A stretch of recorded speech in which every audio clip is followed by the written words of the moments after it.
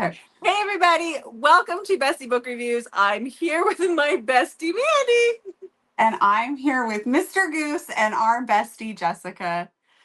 But should I Yeah, say Cowboy Goose? Cowboy Goose. If you guys can't tell from Mr. Goose's lovely attire, today's video is Cowboy Romance Rex. So, howdy, Mr. Goose.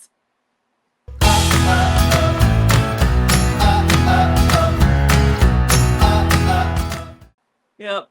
All right. Well, Mandy, before we start talking about the cowboys in our romance, what Well, you got? thanks so much for being here. And please hit the subscribe button so Mr. Goose can afford more clothes. Just kidding. But we would love for you to hit that subscribe button and like and comment. Tell us about your favorite cowboy romances. And we have done this video a few times before, so you can always One. check out the other ones to find more cowboy books too. Yeah. Yeah. I feel like, and I'm loving this, Cowboy is becoming the new hockey, I think. It's kind of taking over Okay. Bye, Mr. um Goose. lately, especially dark cowboy, which is harder to Oh, find, but yes. when you do, it's just great. But yeah, so Cowboy's kind of it's getting its moment in the spotlight right now, or at least it's starting to, at least in my head it is, and I'm loving it. I'm Yes. loving it. So so we've got 10 recs for you, and I guess I will start us off with what I've talked about not too long ago, especially in our last convincing video. So this one is a paranormal one. So this is a little bit different, but this is Kentucky Nights by January Rain. This is, like I said, it's paranormal because our hero is a vampire and a cowboy and a rancher. Like he's the whole package. So this is about Kentucky. He was turned into a vampire roughly 200 years prior, and in January Rain's, just her world that she writes in, if you don't find your fated mate, your beloved, then you as a vampire will die after 200 years. Now, if you find your fated mate, then you will live forever with that fated mate.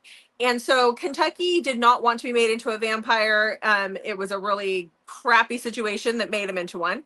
And so he just wanted to live a quiet life on his ranch. And he ended up getting made into a vampire. Just wonderful. And so he found a woman, he fell in love, he got married. She was not his fated mate, but they got married. They had a life together. She has since gotten old and died. And now he's just kind of waiting for his time to go. And then we have Drusilla, who is our heroine, and she is attacked by a different vampire, and she escapes and she flees. And when that happens, he can smell her blood. Like he smells that somebody is bleeding out in the woods, and he chases after her. And that is where he finds Drusilla. She is his fated mate, but all he ever wanted at this point was just to die. Like he was ready to go. And now he has to make a decision because they have about a week to make this decision. He either chooses her as his fated mate, like he accepts that and they survive and they live forever together, or he doesn't, he rejects the bond and they both die. So, like within a week. So, that is my first cowboy. What's yours? Okay.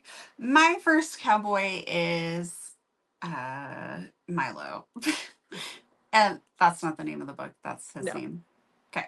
So Yeah. this is If This Is Love by Julie Ann.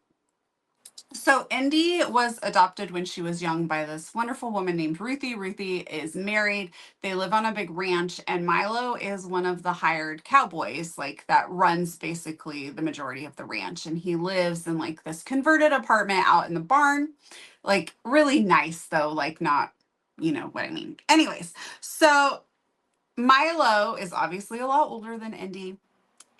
But Indy and him, like maybe he looks at her like a little sister at this point in time, and he is very kind to her. And then when Ruthie dies, Ruthie's husband just becomes a total ass. He's horrible to Indy, and Milo kind of steps in and takes care of Indy throughout as she's growing up. Well, when Indy is old enough to go off to college, she kind of confesses that she loves Milo, and things get very complicated because Milo has feelings for her too. But Fletcher, who's Ruthie, like is her adopted dad, Ruthie's husband, even though Ruthie passed away, is just horrible, and he is controlling Milo, and there's lots of stuff going on, but Milo is basically engaged to someone else and is being pretty much forced to marry her. So there's a lot going on in this, but it is also definitely very centered around Milo being a cowboy on the ranch. I'm not sure what happened. There we go. Okay. So the next cowboy romance rec that I have is Breathe for Me by Brittany Ann. This one is actually a duet. The first book is one brother's story, then the second book is the other brother's story, who's a bull rider. But you need to read them in order to really enjoy them. But this is Denver. So Denver has served in the military. He is back home living on the ranch. He's got a little bit of PTSD from his time in the military. He made a horrible mistake one night. Now he is a single father to this adorable little boy. The mom does get him every once in a while, but mom is just she's got some issues. Let's put it that way. And so he meets Valerie. Valerie is working for this company that wants to put this pipeline through the area where the ranch is, and she is being sent there to his ranch by her boss to buy the land, basically to do anything necessary to buy this land. And she hates her job, like just loathes her job. But her mom is dying. She's got cancer and she's dying, and the only way that she can afford to have send her mom to get her treatments and stuff is if she keeps this job. Well, Denver hates her, runs her off the ranch right away, but then he realizes what's happening, and he offers to hire her on doing stuff on his ranch and to help him keep the pipeline people from buying up his land. There are some darker elements that go into this one, but I loved it. It was so good. The whole duet was amazing. So like fingers work.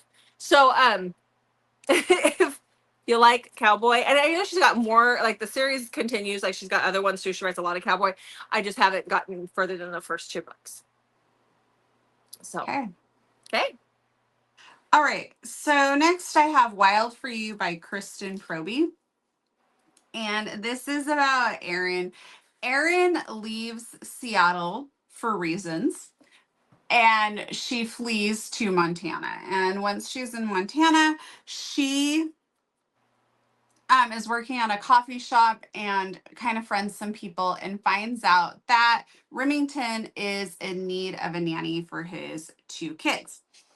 And she applies for the job. Remington is not sure that he wants to hire her, but he does end up hiring her to be the nanny. So we also have the nanny trope going on. Remington works the ranch. He's like a very much a cowboy on this ranch. So this is a very contemporary with like romantic suspense type book. They start to fall for each other, but Remington's main goal is like his kids. He loves them. He wants to keep them safe. And Erin's past may not be allowing for him to make sure that his kiddos are safe, and there's going to be decisions that have to be made. This is heavily on the romantic suspense part for the majority of the plot to kind of drive it forward. So I don't want to give anything else away, but I really, really enjoyed this. So if you like single dad, nanny, and cowboy, this should be right up your alley. Mm-hmm. Yep. Sounds right up mine. Okay, so the next book I have is the start of yet another series that gets darker as you go. The first one I don't feel like is dark at all, but apparently the books after it that I haven't read bring in some mafia elements and they get darker and darker. So this first book is Bull Rush by Maggie Rodden. This one, our hero is an NFL player, and he's gotten himself in some trouble, and he's been in jail for a little while. And he's getting out of jail, and his parole officer says, hey, remember that woman that you were married to when you were really young before you took off for the NFL? And he's like, yeah. He's like, well, your divorce never went through, and because you're going to be on probation now, you have to live at that residence with her, because that's, according to the state, she's still your wife and that is still your residence. And so that is where we meet his supposedly ex-wife, who is Hazel. She is engaged to somebody else. She is living on the ranch, which now is a bed and breakfast, and she got it in the divorce.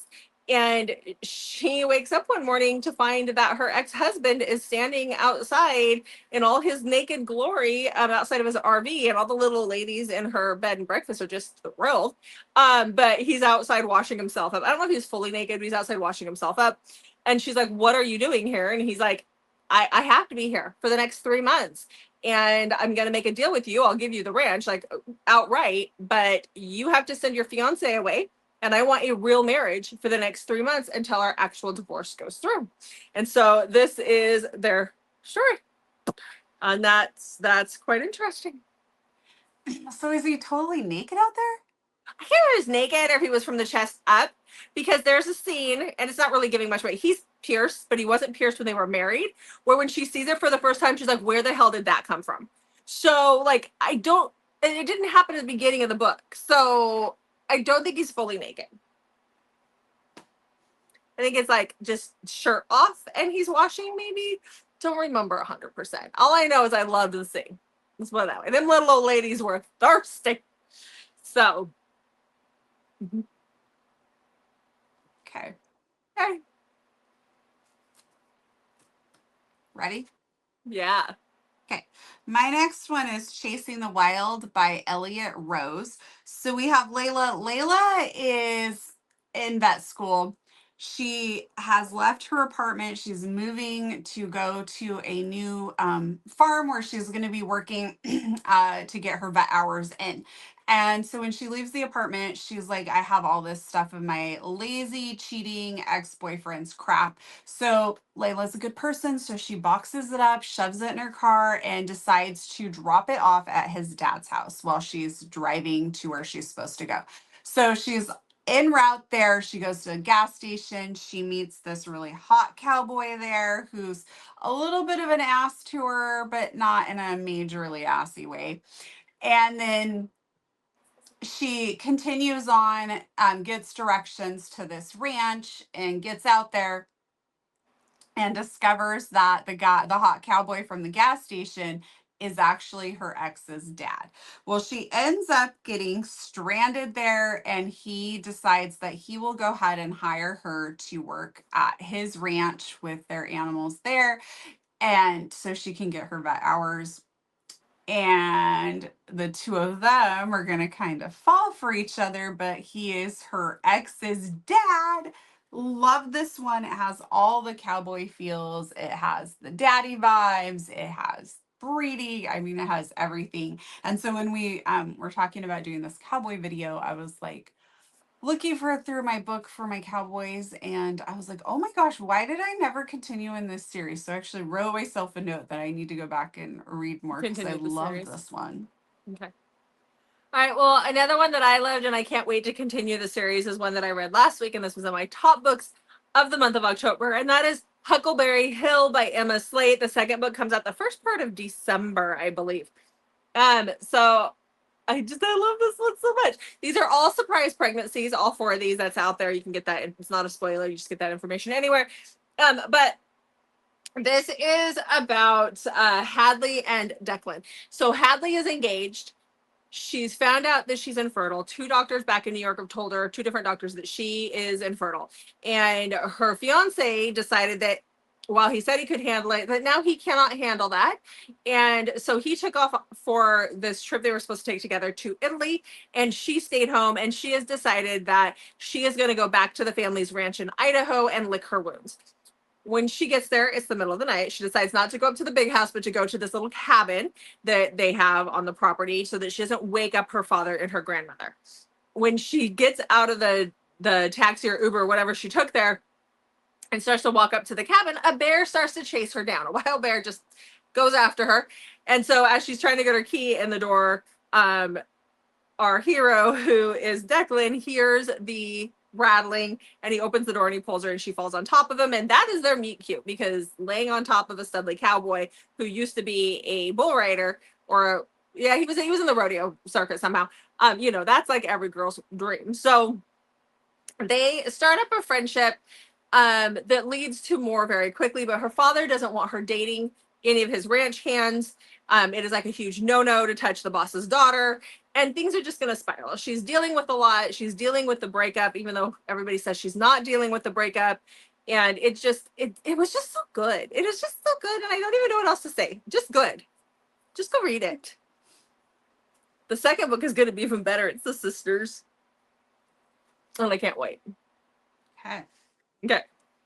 Okay, my next cowboy is The One I Stood Beside by Piper Rain. This is part of the Plain Daisy Ranch series, so the whole series is centered. Sorry, my fingers went around the ranch and the whole Western cowboy vibe. So in this one, we have Sadie, whose dad has died. And he's left her the farm, but the farm is also in massive, massive debt. And she is desperate to save the family farm. So she ends up in this weird predicament where she can't get a loan because she has nothing. Like, what's the loan for? If the farm is in massive debt, the loan doesn't work that way. So she ends up getting Jude, who's a fairly willing participant, to marry her so that she can get the loan. And because his family's, very wealthy and all of that, but his family is also like, his dad is an ass and they don't really approve of Sadie and all of this stuff. So it gets kind of messy and complicated pretty quick. But we have just like a really good story. I just really, really enjoyed this one, and I don't want to give anything away.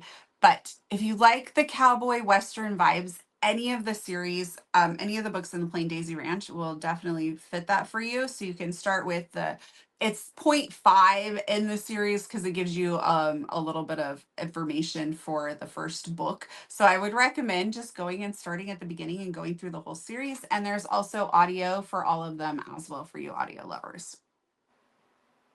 Okay. The one I talked about was book number 2. I don't know if I said that. I don't know. I was reading about my book, so I wasn't paying attention. Oopsie. I'm going to start quizzing you. I'm going to start quizzing you. You read more than I do in between. No, I can handle it. Also, you have a third eye going on. Oh, yeah. The way your head sits, it's just like right there. Yeah, almost where your part is. It's kind of funny. I know. The third eye. Now that you pointed out, everybody will see it. It's all they're going to see till the end of this video. Sorry. Okay. My last book is one that is going to be my top read of the year. We've talked about this a few times on this channel. If you read anything, it's this one. Oh my gosh, it's so good. We both loved it. And that is Death Valley by Karina Halley. This is a dark cowboy romance. This also brings in elements from history because it revolves around the Donner Party and Donner Pass. It takes place in current times, but you do have some of that stuff from history that gets pulled into here. So this is about Aubrey. Her sister went missing 3 years ago. Her sister had told her before she went hiking that the mountains were calling to her. And she's always had these weird dreams. Aubrey has, as well as her sister, about Donner Pass and the Donner Party and all of that area. And so her sister felt like the mountains were calling to her. So the sister and the boyfriend went hiking and they never made it home. Now she knows her sister is probably dead. She knows that they're never going to find her alive, but she finagles her way into getting Jensen, who is a rancher and a tracker in that area, to help her go find her sister. And he reluctantly goes. She offers him almost all of her inheritance so that he would take her. Now he's losing his ranch. He really feels caught between a rock and a hard place because he needs that money, but he does not want to go up into those mountains. But he does. And let's just say a lot happens when they get up into those mountains. Nobody's safe. And it is like White Walkers meets Yellowstone. And that's all I'm going to say. Like, this is one that I couldn't read once it got dark outside. So it was very interesting. It was so different and I loved it so much. It's one of my top reads of the year. And of course it's Dark Cowboy. So, Okay. My next one, I just realized I just did for firefighters as well. And so I was like frantically looking through my notes to see if I could find a different cowboy. And I I'm just going to go with It this is one. what it is. So You go sorry for the recent repeat. I was not, I didn't realize that until just now. So this is Embers of You by Maddie Daniel. It's a great book though, so go check it out. Whether you're looking for a firefighter or a cowboy, our man Jameson has got you covered. So in this, we have Sutton. Sutton has left California. She has moved to a small coastal town in Washington.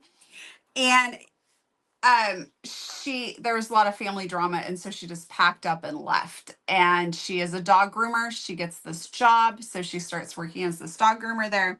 Next door to the dog grooming place is the fire station, where Hot Jameson, as the bird at the grooming place, I think he's like a cocktail, starts referring to Jameson. So whenever anybody says Jameson, he like squawks about Hot Jameson, which can be kind of embarrassing as sometimes for Sutton. And let's just say that the ladies at the grooming place like to watch the view when the firemen are washing that fire truck. But Jameson is also a cowboy, and so he has a mom who's very sick and a dad who's trying to run this ranch, and so he is helping with the ranch and doing those cowboy duties. And he's really kind of taken back by Sutton. I don't know if that's what I want to say. They spend a lot of time riding horses together, and just like this really does have my kind of an immersive cowboy feel to it. But Sutton is very closed off because of the things that have happened, and she's not sure she's ready to open her heart to Jameson, but Jameson is very determined to win her over, even goes to great lengths to make sure he has reasons to go to see her at the dog grooming place. So really enjoyed this one. And also I owe Maddie Daniel an apology about Jessica and I's laughing about Aberdeen having fancy restaurants to visit. I recently had to drive through Aberdeen to go to one of my son's football games, and I made the comment to my husband about it. And he actually pointed out that there is a fancy restaurant that people do travel to go to because there's some world renowned chef that works there. When I shared this information with Jessica, she was baffled. But apparently it is, so my bad. I'm baffled because what world-renowned chef would want to open a restaurant in Aberdeen, of all places? I don't know. Aberdeen has some rich history. Kurt Cobain grew up there. And that's pretty much it. Now it just has poverty, a lot of poverty. There's also still a lot of wealthy people that live in Aberdeen. There's no, like, the middle class seems to kind of be missing there.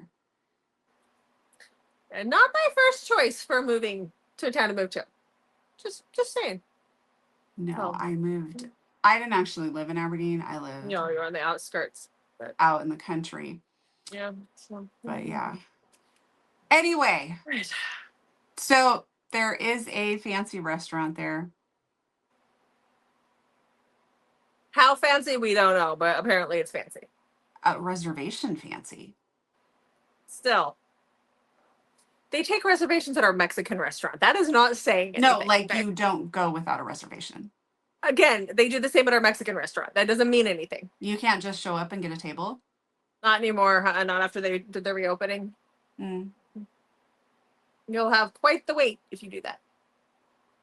So weird, right? This place is very fancy, like the black tie fancy. I don't know. Really? Again, I don't get it. I really don't get it. I don't know either, but I just felt bad when I was when you said that. Turns out there's one. Okay. Supposedly. So, okay. Well, there you go, guys. There's 10 cowboys for your fall reading pleasure. For your delight. Yeehaw. Mm-hmm. My little cowboy has fallen asleep on the blankie at my feet, so he will not be signing off with us. But we would love it if you would make sure to check back on Mondays, Thursdays, and Saturdays for new videos from us, and sometimes on Wednesdays. Yeah. Thanks for watching, guys. We'll see you in the next video.